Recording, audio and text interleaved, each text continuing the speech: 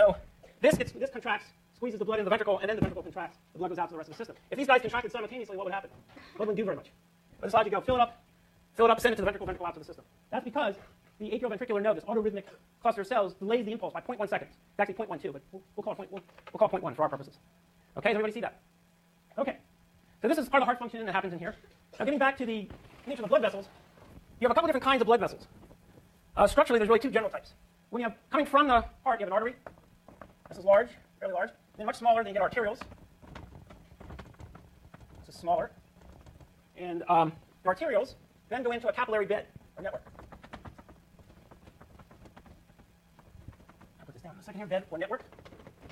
And these are microscopic. Okay, so in your tissues, this is embedded. What these are, this capillary bed or network, are your tissue capillaries. It's not just one or two. It's a whole bunch of them. They're microscopic in nature, and they all do this. Nutrients and waste equilibrate in interstitial fluid in the cells. So you have a lot of them. Put this up here. And then what happens, here's some more of the capillary bed here. And then what happens, you go into what's called venules, which are small veins, and then this becomes veins back into the heart. So you go from very large structures to very small structures. Now the larger structures are based on not leaking and being very strong. The capillaries are the opposite. They want to leak like crazy so you can exchange all the nutrients. You don't want to be exchanging nutrients in the artery. Okay, you want to keep that as intact as possible. So as a result, the arteries have, and the capillaries have related but very different structures. So let's just see your typical, say, arteriole, which is the same as an artery or the vein or the vein.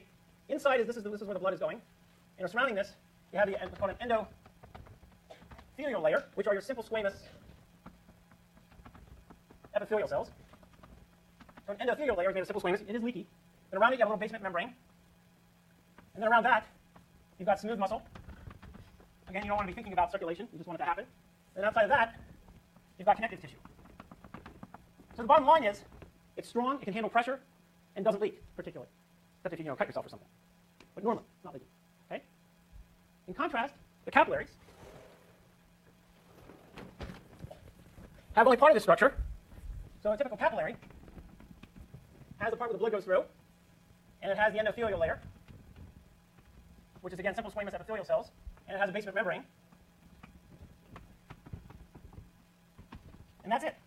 So this allows these nutrients in one direction or waste in the other direction to go in and out of the capillary. So that's why these guys can handle, that's why the veins and the venules can handle the pressure without leaking, because they got extra layers around it. But it's basically comprised of what's typically in the capillary, plus the smooth muscle and the connective tissue. Questions on that? One is designed to leak, one is not. All right, any questions? Okay, so moving as we move through this. In addition to the circulatory system, you also have the lymphatic system. It's kind of a backup recycling system that you have. And the lymphatic system transports, has a lot of roles here. But some of the key ones is transports fats from the digestive system to the circulatory system. It's very important in the immune response. It fights infection. You'll see briefly how that happens. And it's heavily involved in water recycling. This is the water that's lost in the circulatory system. Okay, so it allows you, so without this, you'd have to drink a lot more water. A lot more water. And it's also probably the source of inspiration from science fiction, where you have, like on Dune, we have these beings that don't have to drink for a year, 1 glass of water in a year. They probably have an extraordinarily efficient lymphatic system to recycle the water. One can easily see we could get that. Whether they got it there or not, who knows, but it's nice to think about. Okay, so how does this work? Let me just put it over here. The lymphatic system, say here's the heart, and here's part of the circulatory system, and here's all these capillaries. And what you have in these capillaries is, let's make this bigger. Here's the tissue capillaries, and the molecule goes into interstitial fluid, which then gets picked up by the lymphatic capillaries. So what happens is when this water gets lost, it's also nutrients, it's going to be water. So when you have all this bed of capillaries, water kind of gets lost in there. And it gets picked up by the lymph, it goes into interstitial fluid, and then gets picked up by the lymph capillaries. So they're there interdispersed. So if the circulatory capillaries are here, the lymph capillaries are right there to pick stuff up. Okay? So it's a nice system for picking up the recycled molecules. A lot of it's water is a very important part of this. So what happens then is, here's these capillaries up there. The lymph system then becomes an inline filter. And it goes into a lymph node. And humans have typically 500 to 600 such lymph nodes. The ones you're probably most familiar with are what? Under here, your neck, and on your armpits, right? Because when you got a fever, this is usually pretty sore. Because you have clusters of them here, in your armpit, and some other places. The reason they get sore is, well, let me tell you what they are first. It's a honeycomb. It's a honeycomb of connective tissue. And what's in there are these white blood cells, or leukocytes, which we'll talk about at the end of today or first thing on Wednesday. And when you have an infection, the leukocytes kind of crawl through this honeycomb of the lymph node. And when they see a parasite or an infection, and it's causing an infection, they start proliferating. And what's sore about the lymph nodes when you're sick is that the white blood cells proliferate so much and have a lot of fluid and creates a little bit of pressure in there, and that creates the pain in your lymph nodes. Your lymph nodes are basically like the canary in a mine, right? It detects whether you're infected or not. And if it sees something, it starts getting rid of it. So it becomes this inline filter. And then that goes from there back into the circulatory system through a specific ducts, but you don't need to know what those are. Okay? So it's very important that the inline filter cleans it up, and for whatever reason, we've evolved to have fats go through this method, and not in terms of digestion, not necessarily sugars or amino acids and so forth. Yes? On top, what is the HQ that one was? That's a heart. Yes. Today, rectangles are hearts. Okay? A question? Did I get something back there? No? Okay. Anything else? All right. Actually, no, except for the lymph node is also a rectangle. Thank you. Maybe that's what you're referring to. 10 minutes ago, the rectangle was the heart. How's that? All right. Okay, so that's the lymphatic system. So what's in the circulatory system? Can you guys name some things that are in the circulatory system? Water, right? Water's definitely in there. Can you name anything else that you know that we've talked about that's in there? Hormones, yes. What else? Well, cells. We'll get to cells in a second. That's the next topic. But yes, red blood cells are definitely there. Can you think of anything else that's there that we've talked about? Pardon? Yeah, plasma proteins, for example. Right, ions. There's actually some gases in there, too. And 3 of the proteins that are very prevalent. You have a lot of proteins, hundreds, not more. Not necessarily 100 different ones or so. So you have albumin, which is the largest, it's the highest concentration. This is involved in maintaining osmotic pressure in there. So you have to have so much protein in there. You also have antibodies, which we'll talk about later in the week, which are involved in the immune system. You have quite a bit of that. And you also have a blood-clotting protein called fibrinogen. And if I said it's fibrinogen, would you say this is active or inactive? It's inactive, right. It's a precursor used in clotting, and you'll see that. These are by far the 3 most prevalent proteins that are in your blood system. Okay, because there's lots of them. You have hormones in there, as we just talked about. You also have glucose, by the way, so you have sugar and nutrients. Okay?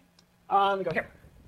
Now, what you also have are cells in there. And one is mentioned, just mentioned, the red blood cell, erythrocyte, or the red blood cell, which we'll call RBC. Erythrocytes have a protein in it. I'm sure you've heard of all this. Hemoglobin, which is involved in oxygen transport and exchange. Okay. Another thing about the erythrocyte, it has no nucleus, so it cannot proliferate, and interestingly, no mitochondria. Okay. And when you don't have as much, when you don't have enough red blood cells, you have a syndrome called anemia. Deficiency, loss of red blood cells or less. And one thing you've probably heard of is sickle cell anemia. Sickle cell anemia is due to a mutation in hemoglobin, which changes the shape of the cell. You get that sickly-like shape, and you get an aggregation of the cells. What happens is the blood vessels become blocked or occluded due to red blood cell aggregation. So the reason why this anemia is difficult is because what happens is there's different degrees of blocking. So some people have it and are affected only a little bit, other people are affected quite a bit. But it's a general class of anemias, which means loss of use of red blood cells. Maybe that's the better phrase. Loss of use. Okay? Now, besides red blood cells, you also have cells that are not red. And they're generally termed white blood cells. They're not actually white. They're just simply not red. And they're called leukocytes. And you have a bunch of those. And these do a lot of interesting stuff. So you have neutrophils and monocytes. These guys are phagocytic, and that they engulf bacteria. You also have basophils. And basophils prevent clotting when we don't want clotting by producing a protein called heparin. And heparin, by the way, is when you go into surgery and they want to prevent clotting, this is generally what they shoot you up with. So it's a natural protein that prevents blood clotting. You have eosinophils. You have other cells, but these are some of the key ones, which attack parasites. So again, I'll put this board up here. That's a good thing to have. And then you also have, 2 others to remember, are lymphocytes, B cells, and T cells, which are involved in the immune system. I'll briefly discuss these in a minute, and more on Friday. And you also have platelets. Platelets are not really cells. Platelets are basically bags of cytoplasm that pinch off cytoplasm. And these guys are involved in clotting. These have no nuclei. Okay? But when you spin down the white blood cells, what they call white blood cells, or leukocytes, you definitely have platelets. So it's called a cell, but it's really a bag of cytoplasm. Okay? Any questions on just the general guys that are up there? So note that red blood cells and platelets cannot undergo mitosis. Why? No nucleus. There you go. So what these guys all come from are stem cells. In the bone marrow, all these cells come from what's called bone marrow stem cells. And these are multipotent stem cells. Because you have 2 different, you can make what's called a lymphoid stem cells, which make T cells and B cells, which are lymphocytes. T cells are involved in cellular immunity, and B cells make antibodies. Obviously important. The bone marrow stem cells also have the myeloid stem cells. And they make all the other stuff that's on the board: the red blood cells, platelets, and the other leukocytes. Leukocytes other than the lymphocytes. Okay, does everybody see that? Bone marrow stem cells gives you 2 classes of stem cells: myeloid, lymphoid stem cells. The lymphoid gives you T cell lymphocytes, B cell lymphocytes, the 2 sets of lymphocytes. And the myeloid stem cells gives you red blood cells, the platelets, and the monophils, basophils, neutrophils, and eosinophils. Okay? Now, there's a disease out there called leukemia, which is a cancer of these blood cells. And leukemia can either be two kinds. Acute, which you have an increased level of immature cells. So what happens is cells in this differentiation profile, you can make a lot of them, they're not quite fully differentiated. And you also have chronic, which is an increase in level of abnormal mature cells. So here, for example, you might have defective basophils and eosinophils. And as a result of this, you actually have 4 different kinds of leukemias. So if you look at the various leukemias, this is the point we'll end on. It can be acute, it can come from the lymphocytes, lymphocytic system, or the myeloid system, and it can be acute, or it can be chronic. As you can see at the 2x2 matrix, you have 4 different kinds of leukemias. You can have acute lymphocytic leukemia, and you can have acute myeloid leukemia. ALL or AML. Acute lymphocytic leukemia or acute myeloid leukemia. The acute leukemias tend to come in younger people. If you have a production of immature cells, it tends to be younger people who get leukemia have this. The chronic, where more the adult level, older people, have chronic lymphocytic leukemia and chronic myeloid leukemia. These tend to be older. And the way to go about approaching this is the current treatment is you radiate and kill all your bone marrow stem cells, and you find a relative with a good match, put in more stem cells, and you start this process again. That's the only really effective treatment right now for leukemias. I just wanted to point out there's actually 4 different kinds of leukemias, we hear in the news all the time, all based on whether the defect is in the lymphoid or the myeloid line, or whether you have an immature versus an adult, or an older person having it. So you have acute versus chronic, immature versus abnormal mature. Okay? All right, we'll pick that up again on Wednesday. And again, office hours noon to 1. And for those of you taking your exams between now and Wednesday, all the best. Good luck.